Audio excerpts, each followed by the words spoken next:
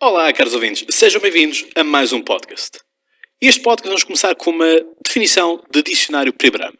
Partidário da liberdade, amigo de dar, generoso, próprio da liberdade ou das pessoas livres, diz das artes que requerem estudo e aplicação de inteligência, diz das profissões que se obtém por meio de estudo, aquele que professa opiniões liberais. Isto é o que define liberal.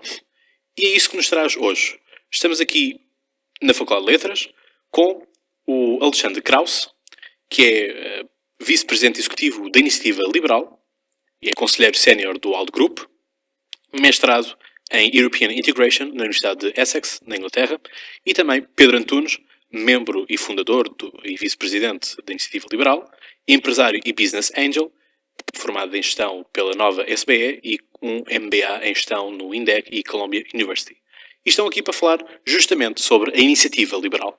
Este partido que finalmente se tornou no Tribunal Constitucional partido em Portugal e que promete disputar o lugar entre o PS e o PSD.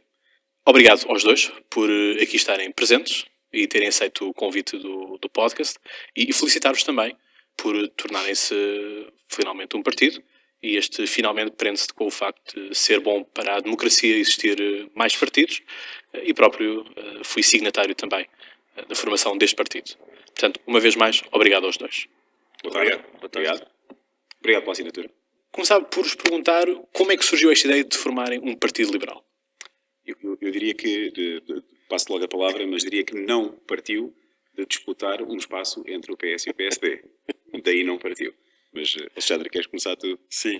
Não, de facto não foi esse o driver para constituirmos. Obrigado pelo convite de estarmos aqui. Com muito gosto que aqui estamos a falar contigo hoje.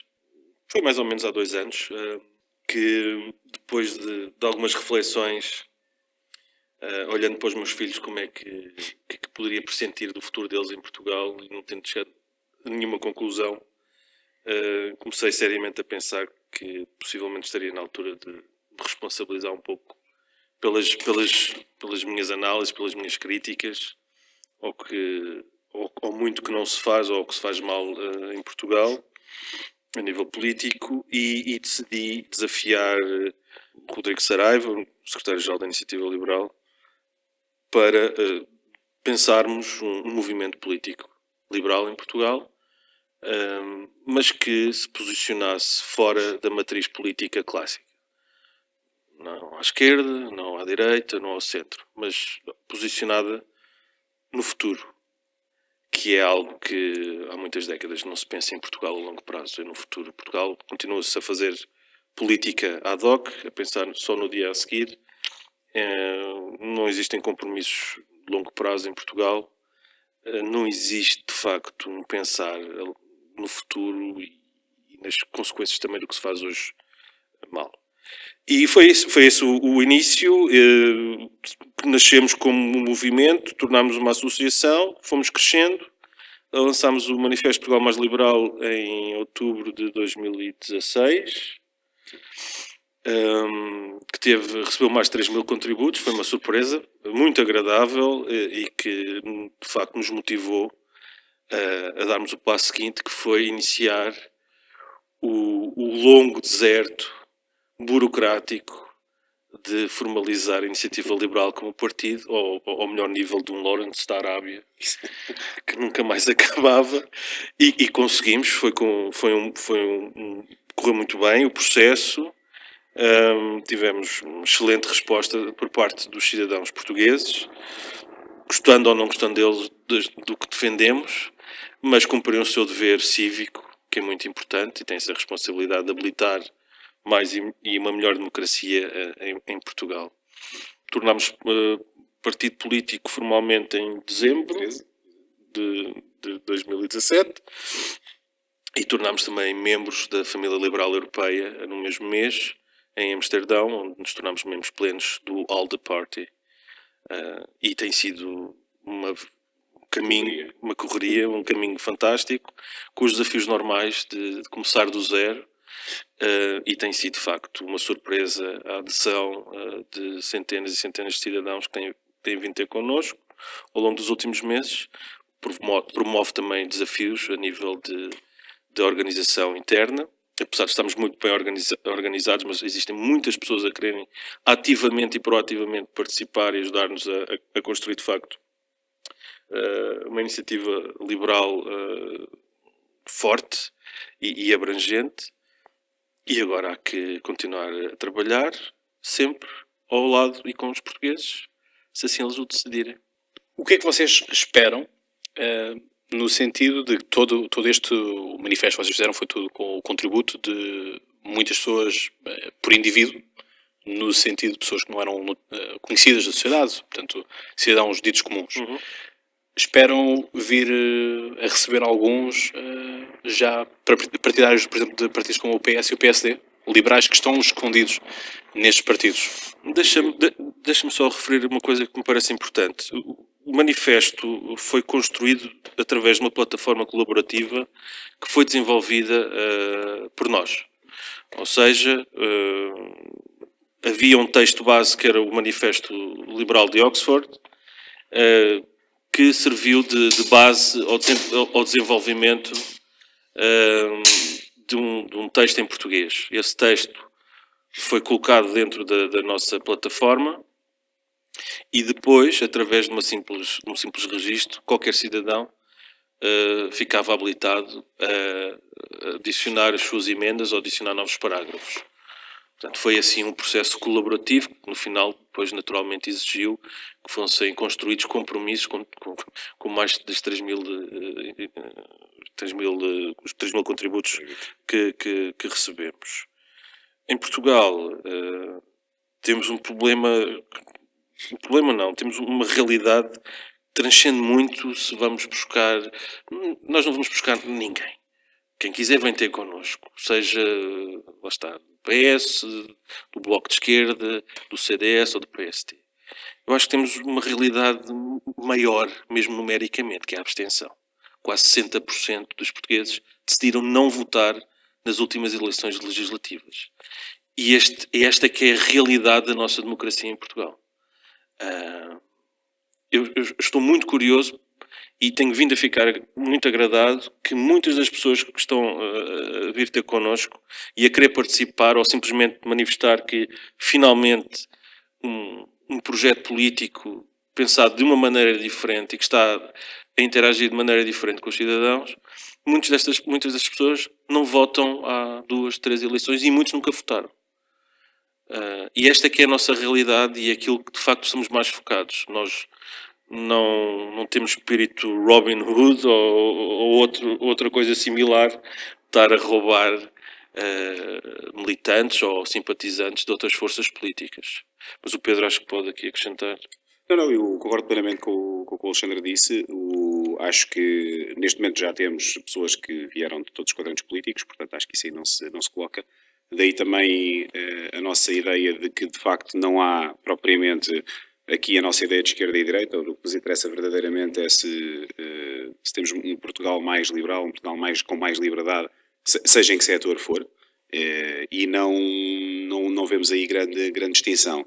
Aquilo que experimentámos e que vimos acontecer durante a recolha de assinaturas, por exemplo, é que pessoas de todas as áreas, de todas as idades, vieram ter connosco para assinar, ficaram muito agradadas com a existência de uma nova alternativa de voto e ficaram muito expectantes para ver o que é que daqui saía. Por isso é que também, tal como no manifesto, o nosso processo de agenda do partido é feito de uma forma colaborativa.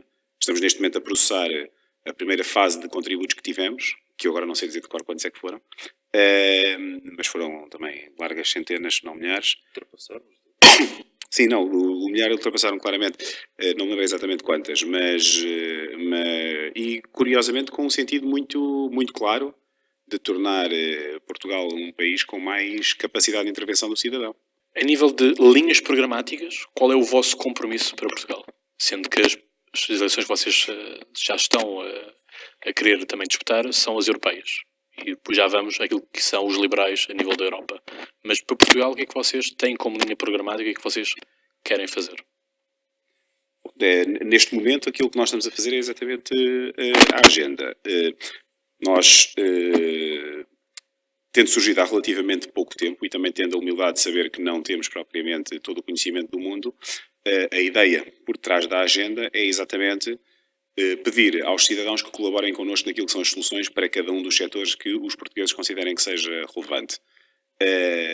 Não é líquido que eu e o Alexandre, numa conversa, podemos ter uma ideia muito interessante para uma medida qualquer. Não faz sentido dizer, pronto, agora é esta e acabou. O que faz sentido é perceber se de facto é um tópico que afeta os portugueses, que é algo que os portugueses querem ver a mudar rapidamente, como é que priorizam as suas medidas. Obviamente, a agenda, os contributos na agenda têm de responder a um requisito muito simples, que é o próprio manifesto. Se não fizer sentido face àquilo que é o manifesto, então de facto não estão na nossa esfera de ação. Nós temos 3 taglines que são mais liberdade económica, mais liberdade social e mais liberdade política, e é exatamente nessas três taglines que estamos a funcionar neste momento. Portanto, medidas em concreto não as temos ainda, temos uma série delas pensadas, mas não queremos estar neste momento ainda já a divulgá-las, porque também queremos fazer essa incorporação do processo da agenda. Na Europa podemos estar a ver neste momento um ciclo mais à direita, um ciclo mais liberal, mas em Portugal o ciclo neste momento é à esquerda. E, sobretudo, tendo nós abandonado um governo que era conotado como neoliberal. O que é que isto tem a pesar no vosso aparecimento, sobretudo no caso em que vemos que as soluções de Pedro Passos Coelho falharam? Eu tenho uma definição neoliberal muito diferente da tua. Para mim, um neoliberal é um criminoso. E neoliberais a sério há muito poucos. E foram eles. Eu estou a dizer, é o peso da palavra liberal que lá está. Ou aí- aquilo aí- que as pessoas têm como ideia. Aí devo-te relaxar já que raramente fomos atacados pela palavra liberal. O neoliberalismo é algo que está, para mim, conotado a movimentos de grandes especuladores ao longo de vários ciclos que temos tido económicos e que se começaram a manifestar sobretudo a partir dos anos 80 e que nos levaram às grandes crises que tivemos. Eu não vou comentar o Pedro Passos Coelho, não sou membro, militante, simpatizante ou nunca fui do Partido Social Democrata, portanto tenho graves dificuldades em comentar outros partidos. A Europa está a virar ao centro, não está a virar à direita nem à esquerda. Tem havido uma convergência nos últimos 2 anos e meio, a nível de eleições legislativas, na maioria dos países, em que, de facto, a esquerda, os partidos socialistas clássicos e os partidos cristãos-democratas, ou populares, porque existe uma grande diferença a nível da Europa para Portugal. Lá fora ficam muito espantados de saber que existe um partido social-democrata e um partido socialista em Portugal, porque na Europa os dois são a mesma coisa. Sim. E se calhar não estou muito longe da verdade. Depende, pois há os líderes mais à esquerda, mais à direita, não é? Enfim, sim. Este é eu sei potato, eu sei batata. A questão, este é o problema dos grandes partidos em Portugal, que é o PS e o PSD, certo, que há um ex-rotativismo que albergam muitas pessoas. Sim, mas isso faz parte... Muitos espectros. Isso faz... O próprio António Costa é da ala mais à esquerda do Partido Socialista. Pois, é verdade. Tenho uma dificuldade muito grande em aceitar a afirmação anterior, que é que Portugal se virou muito à esquerda. Porque depende muito do que é que se está aqui a falar de esquerda. Virou muito mais a um conjunto de reações mais pró-corporativismo do Estado e tudo isso. Isso sim, é verdade. Se isso for esquerda, então virou à esquerda. Fantástico. Fantástico, não nesse sentido. No sentido positivo, mas pronto, ok, tudo bem. Tudo certo. É isso que definem como a esquerda, isso é a realidade. Nós, verdadeiramente, o que estamos aqui a dizer é ao contrário, não é? Nós queremos deixar o cidadão ser o centro das políticas e não continuar a ter as políticas como um fim em si, como a criação de mais grupos que são favorecidos ou do que seja. O que nós queremos é ao contrário. Nós queremos é que toda a gente tenha o mesmo tipo de possibilidades e de oportunidades dentro do país. E para isso só existe com políticas focadas no cidadão. daí a minha dificuldade com esta questão de Portugal estar a virar à esquerda. Tem aí algumas questões que eu não concordaria. Mas focaste um ponto que me parece importante e relevante, que é em Portugal existem duas grandes forças políticas há mais de 4 décadas. E o paradigma que estamos a constatar pela Europa fora é que os grandes partidos clássicos, e mais uma vez os sociais-democratas, populares e os socialistas, estão em falência aberta porque do alto da sua arrogância que reinou durante décadas, tiveram uma incapacidade e uma falta de inteligência quase emocional de se renovarem, de perceberem o que estava mal, porque existe sempre qualquer coisa que está mal e temos que ter esse espírito crítico. E a verdade foram partidos que se autodestruíram. Ou seja, o clientelismo existente no seio dos partidos obliterou completamente as suas estruturas. Aliás, penso que é o que está acontecendo neste momento no Partido Social Democrata em Portugal. Penso que é o que vai acontecer mais tarde ou mais cedo no Partido Socialista. É o que aconteceu no Partido Socialista francês. É o que está a acontecer no Partido Socialista espanhol ou no Partido Popular espanhol e muitos outros, um pouco por toda a Europa. Ou seja, há uma mudança a acontecer por esta Europa fora e em alguns países fora da Europa, em que de facto os partidos clássicos corromperam a sua essência inicial e não tiveram esta capacidade de se renovarem, de se transformarem. E isso é mau para a democracia.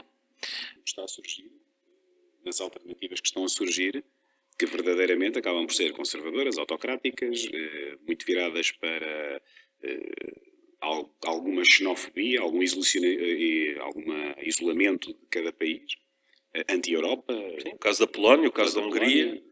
Portanto, França, felizmente, parece ser uma viragem. Sim, mas repara que mesmo em França... Mas não, foi uma viragem. Foi uma viragem, mas a combater dois extremos. Sim, exatamente. Portanto, foi a combater dois extremos. Um conservador e autocrático e um progressista liberal.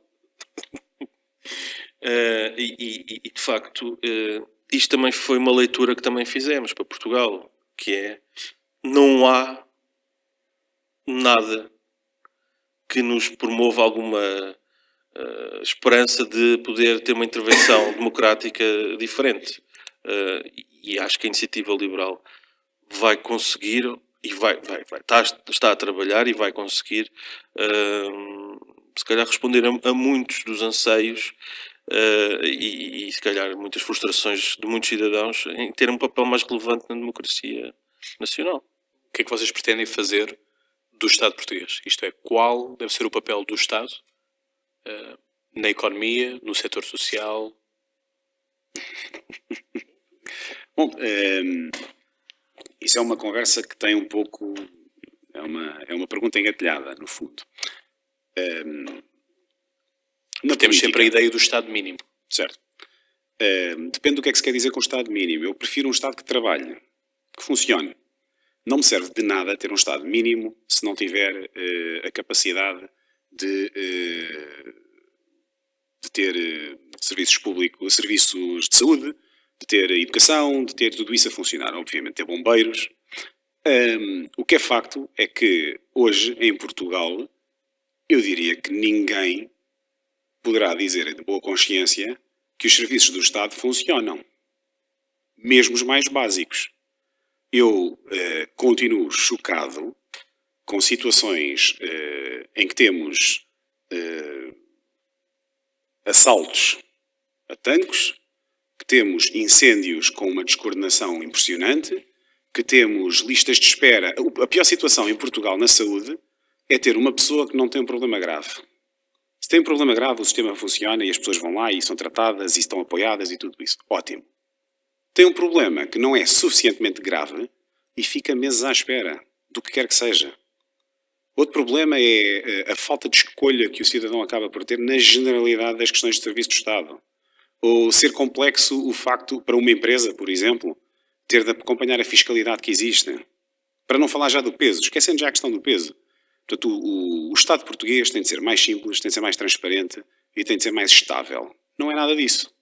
E para mim, primeiro, antes de estarmos a falar de o que é que o Estado tem de estar a fazer, temos de tratar de simplificar, tornar mais transparente e mais estável aquilo que existe. Só depois mexer no resto. definir dimensões, perceber se faz sentido esta área de função do Estado ser mais pelos privados ou menos pelos privados. Isso para mim é que é mais importante. Agora, especificamente na economia, eu não percebo a generalidade das situações em que o Estado está na economia quando os privados conseguem fazer o mesmo. Isso eu não percebo, porque não faz nenhum equilíbrio, não faz nada disso. Há casos específicos que podemos falar, mas no geral isto é o que acontece. E a única coisa que o Estado tem de fazer é simplificar-se. E ao simplificar-se vai clarificar estas questões, onde é que devemos estar, onde é que não devemos estar, em que medida é que devemos estar, que alternativas é que devem acontecer. É aí que Então, e em casos, nós estamos. e casos práticos? Casos práticos. Por exemplo, uma das perguntas que nos fizeram numa das primeiras entrevistas que fizemos foi em relação à Caixa de Depósitos, que é sempre aquela também que está na calha para perguntar a qualquer liberal. Mais uma vez, antes de eu querer saber se quero ou não privatizar a Caixa de Depósitos, eu quero pô-la a funcionar em condições.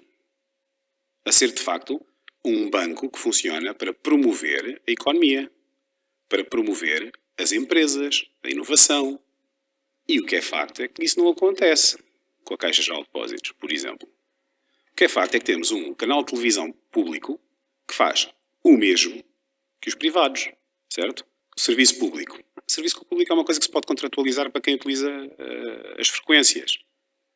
Mas o que é facto é que os portugueses, para além de pagarem nas transferências que de vez em quando são feitas para a RTP, também pagam 180 milhões, se não estou em erro, na contribuição do audiovisual. Na fatura de eletricidade. Na fatura de eletricidade. Sim.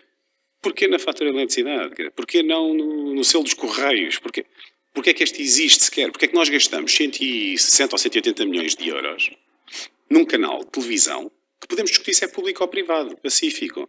Isso para mim é uma segunda discussão. A minha questão é que está-se a gastar aquilo quando há um conjunto de canais privados que já fazem o mesmo.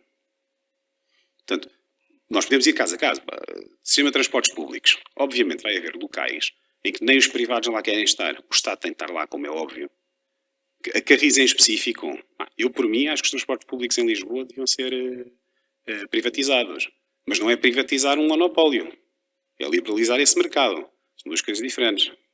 E a questão é como é que se regula o preço? Qual é o garante, por exemplo, de um cidadão, sempre que são as coisas privadas, aumentam os preços. E eu por mim falo de que uso uma empresa privada, a Fertagos, para me deslocar desde a Margem Sul até Lisboa. E fazendo mais ou menos a escala, eu pagaria muito menos na CP do que pago na Fertagos, por exemplo. Certo? Portanto, qual é o garante, e já para não falar de uma coisa que me choca imenso, que é a comercialização de água. Sim. Existir alguém que lucra com a venda de um bem essencial à vida. O meu ponto aqui é quem é que garante que uma situação de privatização o cidadão não vai sofrer com a questão do aumento de preços, com eventualmente alguma perda de qualidade e tudo isso. Sim. Eu não sei como é que funciona o sistema da Fertagos, mas imagino que aquilo seja uma concessão. E é uma concessão que foi dada ou vendida a uma empresa. E essa empresa é única. Isto para mim não é liberalizado. Para mim é privatização. Tem um monopólio, eu não tenho outra opção se não ir de Fertagos. Mas eu diria que isso é uma situação em que tens um grupo de privados que estão muito agarrados ao Estado e têm bloqueado um monopólio. Eu adorava ter um negócio desses. É prático. Não tenho de fazer grande coisa, não tenho de me preocupar com a satisfação dos clientes. Não é? Agora, se eu tiver um concorrente, aí já tenho de me preocupar. Porque aí tu podes ir pela Fertagos, pela Tagosfer, pela não sei quê. E isto, porquê é que não acontece? Porquê é que há de haver um concessionário da travessia do Tejo? Qual é a razão? Há alguma razão técnica específica? Há mercados que, há de facto, questões, não faz sentido haver um mercado liberalizado das portagens da Ponte 25 de Abril. Ela é só uma, até um bocado complicado, não é? Agora, na travessia do Tejo, por que não? Deixa-me dar-te um exemplo para mostrarmos às vezes aqui desmistificar algumas coisas. Eu quando fui viver para a Inglaterra, aluguei uma casa. E então tive que fazer aqueles contratos típicos. O cabo, a água, o gás, a eletricidade. Pronto, e pensei, olha, deve haver cá a EDP do sítio, a EPAL também, e a TV cabo. Epá, foi horrível a experiência, porque haviam 8 empresas de água, 12 de eletricidade e por aí afora. Ou seja, deparei-me com um mercado aberto a funcionar, onde havia um espectro de preços e serviços fantástico, e onde eu consegui, de facto, no final do dia, pagar muito pouco por excelente serviço. E no modelo que te interessava. E no modelo que me interessava. E isto é que é um mercado aberto, que é, naturalmente, fiscalizado pelo Estado. E é isto que não acontece em Portugal, na maioria dos casos, infelizmente. Vamos agora dar um salto à Europa. E Vindo lá hoje. agradeço desde já por teres vindo diretamente de Bruxelas para o Exato. podcast. Sei que agradeço porque sei o quão difícil é ter disponibilidade também para saíres. Muito prazer estar aqui, uma vez mais. Neste momento, a ALDE é o quarto grupo portanto, do espectro político representado no Parlamento Europeu. Sendo que em primeiro lugar está o Partido Popular Europeu, onde está o PSD, por exemplo, o grupo da Aliança Progressista Socialistas Democratas, onde se encontra o PS, e o grupo dos Conservadores e Reformistas Europeus. Depois temos então a ALDE, e depois teremos a extrema-esquerda, teremos os Verdes, etc. Os fascistas e os não inscritos. E os não inscritos. E, portanto, de um total de 751 eurodeputados que representam os cidadãos da União Europeia, 68 estão eleitos pela ALDE. Qual é a perspectiva agora para 2019? Vamos ter eleições para o Parlamento Europeu. Nestes números que nós temos todos, portanto, não só deste top 4, o que é que vem? Sendo que, fazer aqui a ressalva de que, quando foram eleitos em 2014, havia uma corrente também à esquerda, muito protagonizada pelo Tsipras, não é? Que depois vimos o que aconteceu na Grécia. Qual é, neste momento, a onda da Europa? Sim, em 2014 houve duas correntes. A corrente extrema-esquerda, Podemos e o Syriza, sobretudo.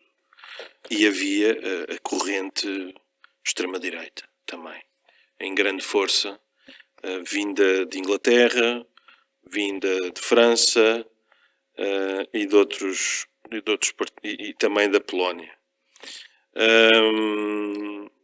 E de facto essa foi um momento, foi uma altura complicada para o projeto europeu e naturalmente dentro do Parlamento Europeu isto fez implodir os números de alguns grupos políticos, entre eles o Grupo Liberal, o ALDE Group, que sobretudo sofreu com a perca total do contingente alemão, do SPD, e dos liberais-democratas ingleses. De facto, foram perto de 20 e poucos eurodeputados que o grupo perdeu e, naturalmente, o ICR cresceu muito com as forças mais conservadoras, também apoiado no crescimento dos conservadores ingleses, que alimentam bastante este grupo. 2019 vamos ter um novo horizonte político a nível do Parlamento Europeu. Os partidos liberais neste momento estão praticamente execo com o Grupo Popular, com o IPP, que lidera o Parlamento Europeu, mas a nível de governos no Conselho, sem contar com a República em Marcha e Macron, estão praticamente empatados. Como é que isto se vai refletir no final do dia, em 2019? Eu penso que o ALDE se vai tornar a segunda força política no Parlamento Europeu, muito naturalmente suportado pelo novo crescimento do SPD na Alemanha. Penso que poderão meter até 15 eurodeputados. A República em Marcha, tudo indica que fará parte também da família liberal europeia, assim se negocia neste momento, e poderão trazer um número aproximadamente de 30 eurodeputados. Existe também aqui o reforço do contingente espanhol. O Cidadanos poderá também trazer perto de 15 a 20 eurodeputados, se continuar a crescer. Há 3 semanas atrás passou para a liderança das sondagens em Espanha.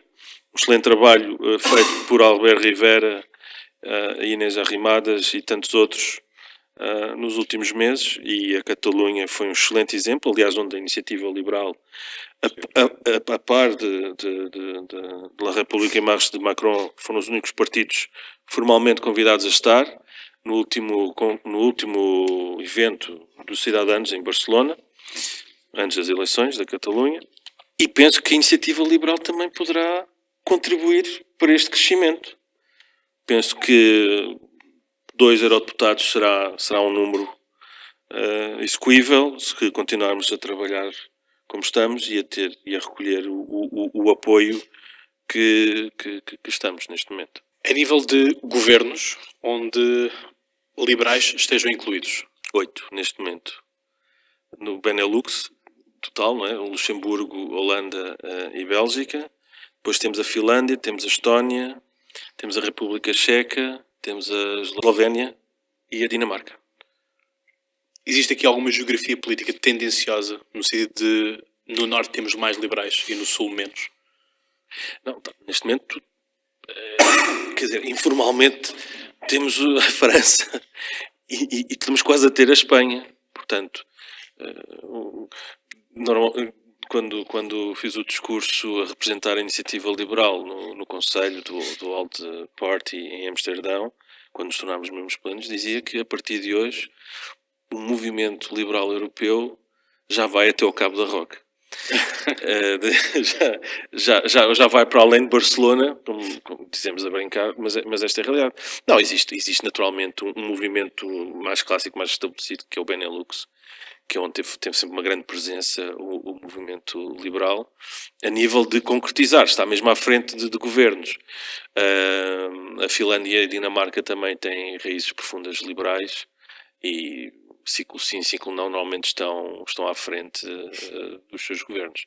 Mas, de facto, e dentro daquele novo paradigma político que há pouco discutimos aqui, no teu podcast, há, de facto, uma evolução há uma evolução a nível de percepção de fazer política e de democracia a nível europeu. E, de facto, depois de alguns anos de muito... quase que uma guerra política despertada pelas forças políticas mais extremas a nível europeu, tanto de direita como de esquerda, extrema esquerda e extrema direita, as pessoas já perceberam que esses partidos a nível concreto nada apresentam, e é preciso estabilidade, e é preciso crescimento e bom senso. E eu penso que o movimento liberal europeu tem apresentado soluções positivas, naturalmente, deverá e terá sempre que melhorar e desenvolver positivamente toda a sua atividade política, mas tem apresentado soluções que vão ao encontro das grandes preocupações dos cidadãos europeus. E como é que a ALDE vos vê? De uma maneira mais positiva que podemos imaginar.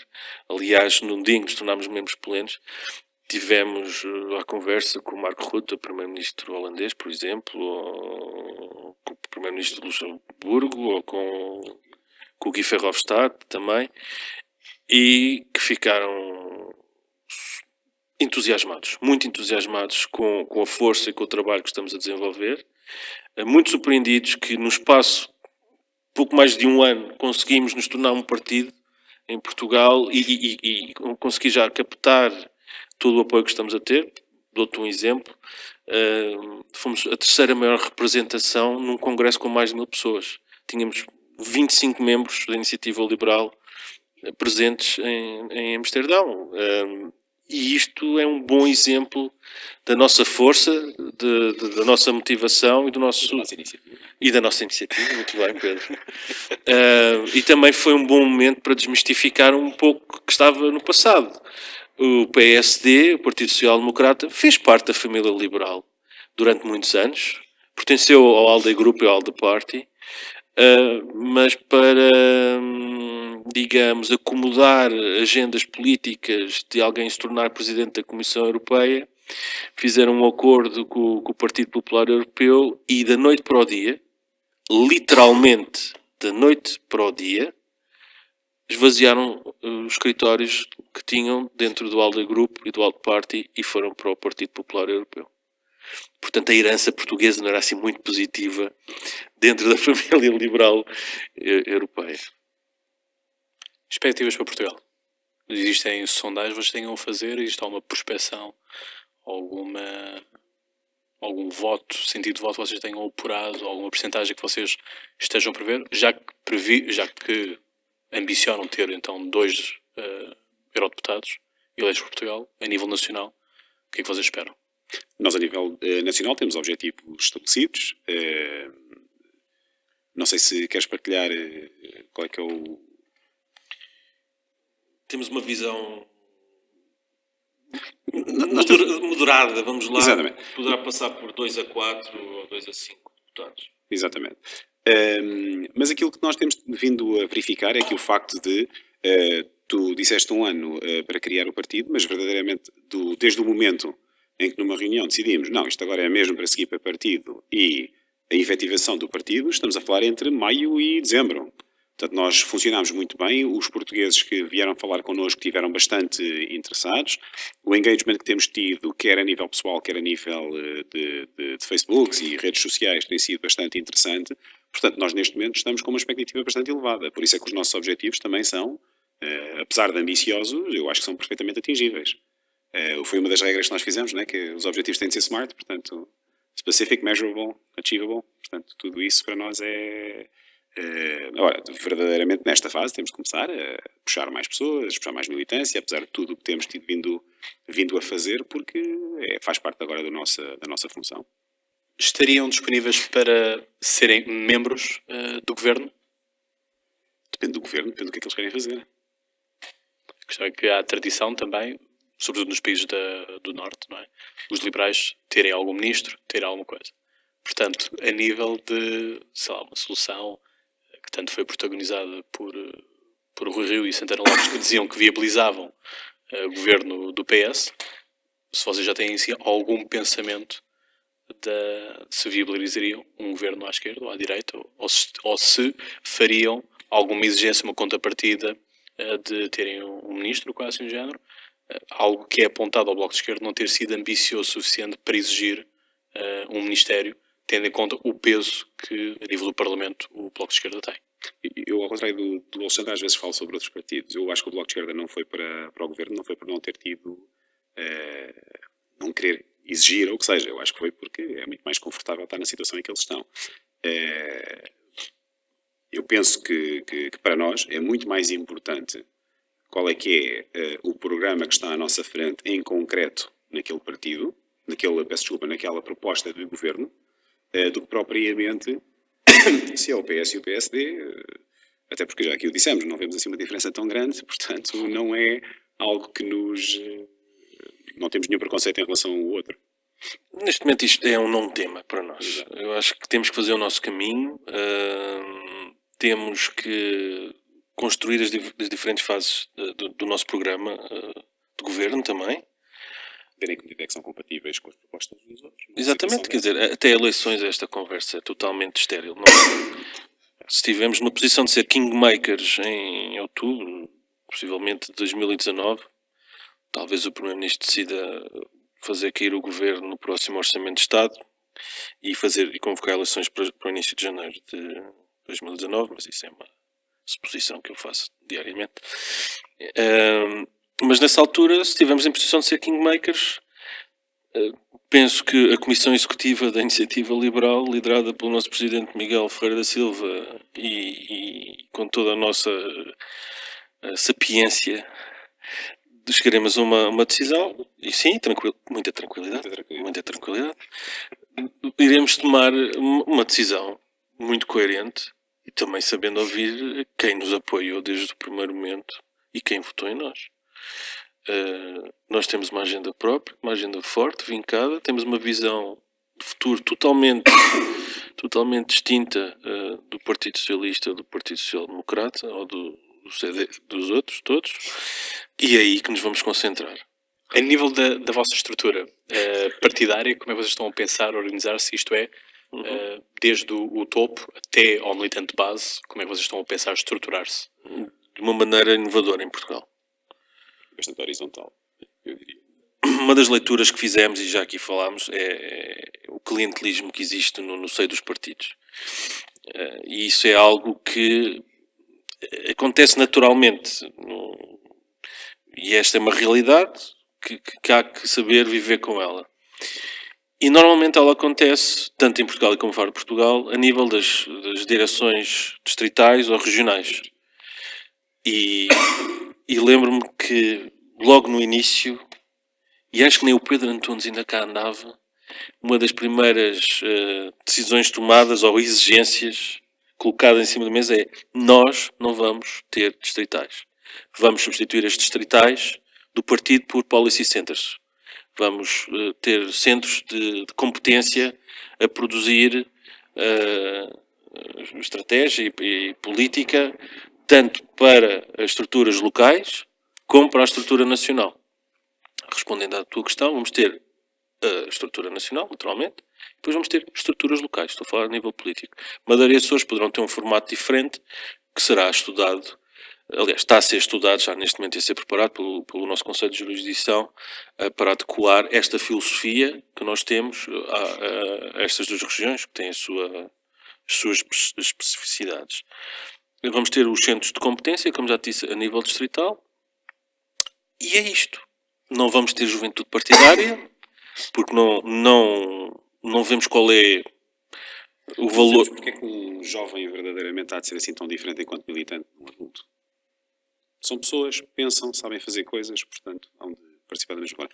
Mas agora, em complemento do que o Alexandre estava a dizer, uma das coisas que eu achei muito interessante quando me comecei a juntar ao movimento, e que não foi assim há tanto tempo, deve estar a fazer qualquer coisa como um ano, mais coisa, menos coisa.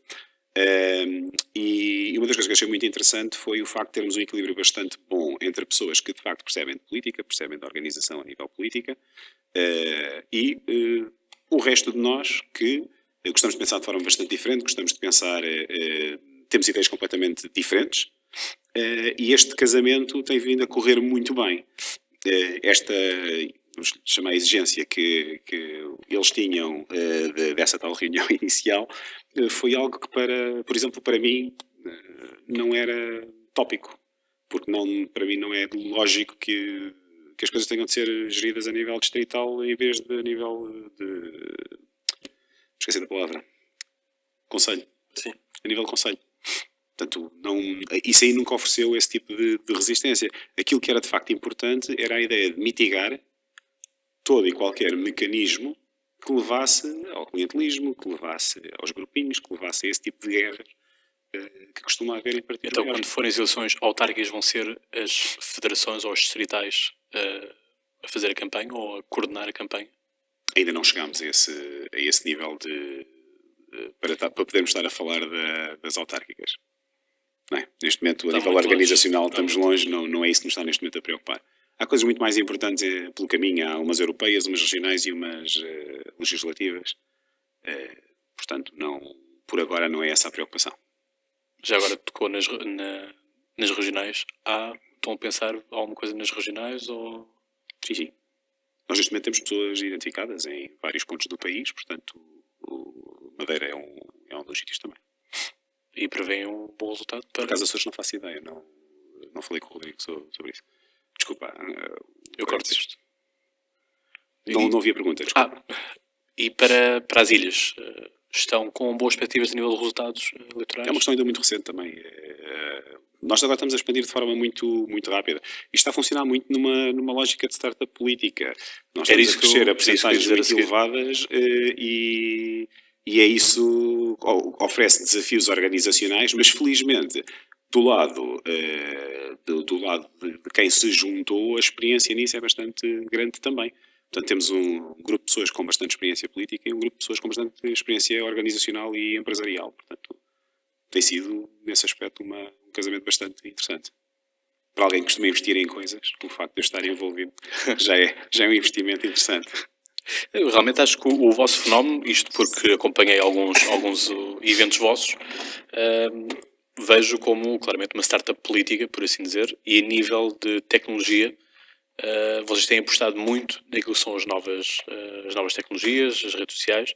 E não me esqueço da cimeira que foi feita no Caio Estoré, em que as pessoas faziam hashtag para participar no painel. Que é uma maneira também, um marketing interessante de fazer os nossos amigos ver o que é esta iniciativa liberal, não é? E assim também fazer publicidade gratuita, se me permitem assim o comentário, mas uma forma inteligente de o fazer, e estão muitos parabéns, a organização foi excelente. E portanto, quero agradecer também o facto dos convites que me foram feitos à data.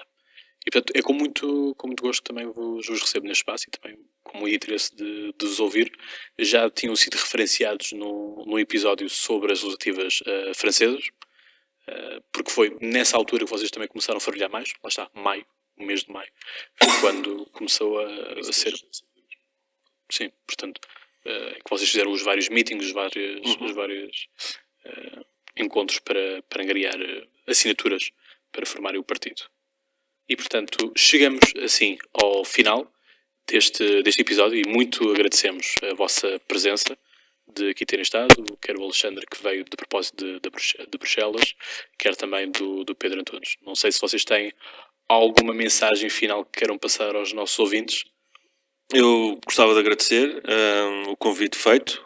De facto, tivemos que cruzar agendas para estarmos juntos, finalmente, mas fui-lo com muito prazer.